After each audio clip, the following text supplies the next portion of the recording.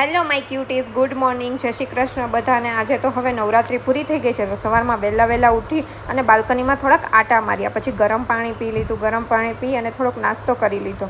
નાસ્તો કરીને થોડુંક ઘર સાફ કરવાનું હતું તો ઘર સાફ કરી લીધું, બેડ સરખો કરી લીધો અને એ બધું કર્યા પછી આજે તો મારે ચા બનાવવાનો હતો, કેમ કે મારા સસરાને ચા પીવાનો હતો, તો મેં એના માટે ચા બનાવી દીધો. પછી દીપને ઓફિસે જવાનો ટાઈમ થઈ ગયો હતો. દીપ તો રેડી થતો હતો, ખબર નહીં દીપ આટલું બધું રેડી થઈને ક્યાં જતો હશે.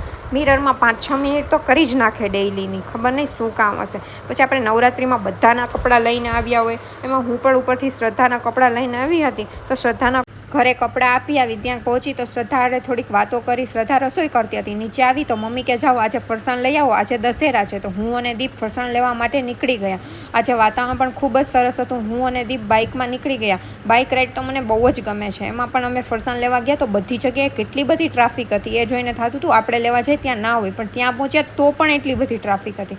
માંડ વારો આવ્યો ફરસાણ લઈ, અને પછી મારે વોચમાં સેલ નાખવાના હતા, તો અમે વોચની દુકાને પહોંચી ગયા અને સેલ નાખીને ઘરે આવ્યા. આટલું બધું ફરસાણ લીધું છે, ખબર નહીં આ ખાઈને હું કેટલી જાડી થઈશ. ઘરે આવીને સરસ મજાનું જમી લીધું, અને આજે જમવામાં તો ગુંદી હતી, તો મજા પડી ગઈ આપણને.